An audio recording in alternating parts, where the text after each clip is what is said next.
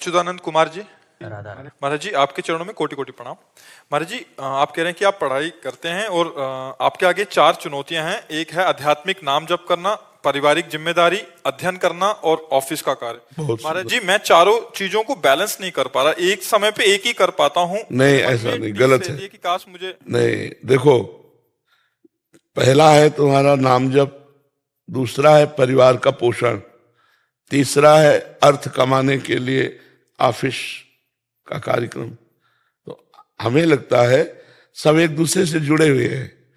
परिवार का पोषण होगा अर्थ से, अर्थ की कमाई होगी ऑफिस में। अब इसको हम अगर राधा राधा करते हुए काम कर रहे हैं तो हमें क्या परेशानी है? महाराज जी, मैं अध्ययन भी करना चाहता हूँ आईएएस की तैयारी करने के लिए। मुझे तो जितनी देर आप अध्ययन कर रहे हैं, हर 5 मिनट में एक बार राधा बोल करके अध्ययन करते रहिए, और 3 घंटे 4 घंटे जो अध्ययन किया वो बाद में प्रभु को समर्पित कर दीजिए। इससे भगवत प्राप्ति का कार्य पूरा होता रहेगा। समझ रहे? ऐसे ऑफिस का काम जो एकाग्रता पूर्वक कीजिए, बीच बीच में राधा बोलिएगा, और 4-6 घंटे 8 घंटे ऑफिस का काम कीजिएगा, और 8 घंटे वो प्रभु को समर्पित कर दीजिए। हे करुणामय भगवान, मैं 8 घंटे से जो ऑफिस का कार्य कर रहा था वो आपको समर्पित करता हूँ। इससे भगवत प्राप्ति का योग बन जाएगा। नाम जप करते हुए, एकाग्रता पूर्वक पढ़ाई करते हुए, एकाग्रता पूर्वक अपने कर्तव्य का पालन करते हुए, और कुछ न कुछ अर्थ कमाने की चेष्टा करनी चाहिए। ऑफिस में अर्थ मिलता होगा तो फिर उससे परिवार का पोषण होगा, आपकी पढ़ाई का सहयोग होगा, और बीच बीच में नाम जप करते रहिए। समय को भगवान को समर्पित कर दीजिए। जो 8 घंटे 10 घंटे या पढ़ाई का समय, वो सबके लिए है। ये अपने समय को भगवान को समर्पित करते रहो। इससे भगवत समर्पण कर्म हो जाएगा, और वही कर्म योग बन के भगवत प्राप्ति करा देगा। क्या जाता है, मान लो 8 घंटे आप मेहनत किया और 8 घंटे में 1 मिनट हाथ जोड़ा, हे प्रभु, ये अमुक समय से लेकर अमुक समय तक जो मैं संसार के कार्य में रहा, आपका विस्मरण किए रहा, ये कार्य मैं आपको समर्पित करता हूं। वो कर्म समर्पण योग बन जाएगा। बीच बीच में राधा राधा राधा स्मरण करते रहिए। समझ में आ रहा है? कोई समस्या? नहीं महाराज, मन में कभी कभी एक चीज रहता है कि जैसे कि स्टूडेंट लाइफ में थे महाराज, तो आपके आशीर्वाद से, राधा रानी के चरणों से माइनिंग इंजीनियरिंग में गोल्ड मेडलिस्ट थे। तो मन में लगता है कि अभी मतलब ये तो अनिश्चित चीज है, अच्छा यही 2 काम ठीक से करते हैं वो, तो फिर मन में लगता है कि नहीं, इतना अच्छा से उधर पढ़ाई की, अभी मैंने अभी नहीं कर पा रहे, थोड़ा सा पहले जैसा समय मिलता है स्टूडेंट, मैंने उधर पीछे की तरफ दिमाग चला जाता है। जो दिमाग चला जाए, आप मत जाओ, वापस आ जाएगा। जहां हमारा मन ले जाए, हमको भूत की तरफ नहीं जाना, भविष्य की ज्यादा चिंता नहीं करना, वर्तमान को संभालना है।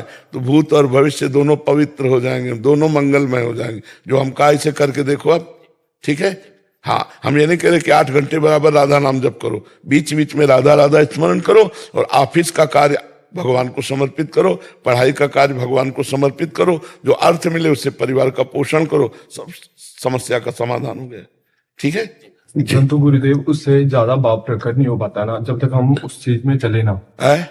उससे ज्यादा भाव प्रकट नहीं हो पाता ना जब तक। नहीं, पक्का प्रकट होगा। आप करके तो देखो, कितने दिन से कर रहे हो?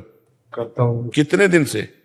1-2 साल तक। तो ये कोई समय हुआ? अनंत जन्मों की बिगड़ी। अगर हम कम से कम हमारी सदुआई भाषा में कहा जाता है 12 वर्ष एक नियम का पालन करो, तब जाकर के तो समझ में आवे।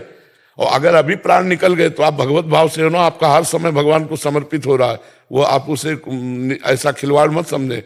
जो कर्म, जो वस्तु भगवान को समर्पित कर दी जाती है वो अक्षय, अक्षुण्ण और भगवत प्राप्ति के योग्य हो जाती है।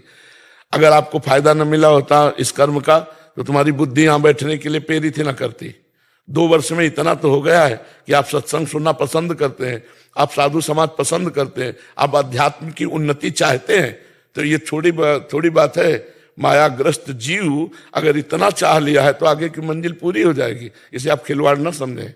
परंतु जैसे हम चाहते हैं कि भगवान की ओर ज्यादा लीन होए, बट उसके लिए थोड़ा टाइम ज्यादा निकालना पड़ेगा। नहीं, टाइम नहीं निकालना है, टाइम देना है भगवान को पूरा। देना और निकालना अलग है। निकालने का मतलब होता है सांसारिक कार्य छोड़ करके हम राधा राधा जपे बैठे के। वो तो ऐसे निरंतर चलता ही रहेगा। हाँ। तो उसके लिए जब भाव प्रकट करना होगा, जब अरे भाव प्रकट हो जाएगा फावड़ा चलाते हुए, झाड़ू लगाते हुए, कंप्यूटर चलाते हुए। एकदम जब ये तुम्हारे कर्म समर्पण तुम्हारे पाप को नष्ट करेंगे ना, तो साधारण से साधारण बात में तुम्हें रोना आने लगेगा और तुम्हें वहां भगवान की कृपा दिखाई देने लगेगी। चलो तो कुछ समय तक धैर्य पूर्वक चलो, बीच बीच में नाम जप करो और जो कर्म है वो भगवान को समर्पित करो। गंदी बात मत करना। जब हम कोई अनुष्ठान करते हैं तो हमको नियम लेने पड़ते हैं। तो जैसे आपको भगवत आनंद का नियम लेना है तो पहली बात, किसी माता बहन की तरफ पाप दृष्टि मत रखो। अगर ये करोगे तो फिर ये चलनी में गैया दुहे और दोष दैव को दे।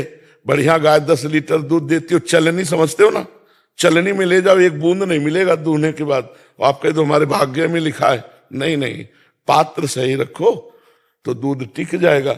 अब आप ये भी करो और वो भी पाप कर्म करो, माता बहनों की तरफ गंदी दृष्टि रखना, कोई नशा करना, गंदे बच्चों का संग करना, गंदे दृश्य देखना, गंदा चिंतन करना, फिर नहीं बात बनेगी। हमको समेटना है तो संसार के हर कार्य को भगवत में बनाना है, क्योंकि बिना कार्य किए कोई रह नहीं सकता। हमको भी तो करना पड़ता है कार्य, नहीं करना पड़ता। हम 12:30-11 बजे से जगते हैं, अपनी दिनचर्या कर रहे हैं। अब ये आपके साथ बैठे हमारा कार्य है, जैसे ऑफिस का कार्य है, किसानी का कार्य, ऐसे हम बाबा जी हमारा कार्य है। तो हम अपने कार्य को सम्यक रूप से, निस्वार्थ भाव से, कोई कामना रख करके नहीं, भगवान की प्रसन्नता के लिए करते, सब हो रहा है तो उनके सहारे हो जाओ, उनको समर्पित करो, अच्छे आचरण करो, सब ठीक हो जाएगा। थोड़ा लंबा समय तक, दीर्घ काल, लंबे समय तक। कोई भी किसान आदमी खेती में अनाज बोता है, दूसरे दिन थोड़ी काट लेता है, 6 महीने लगते हैं। वो सिंचाई और उसको पौष्टिकता देते हुए फिर वो 1 मन की जगह 40 मन अन्न पैदा करता है। ऐसे ही आप, थोड़ा अध्यात्म है, थोड़ा इंतजार करो, समय आने पर जब फलीभूत होगा तो आपको लगेगा कि हाँ कितना अच्छा है ये मार्ग।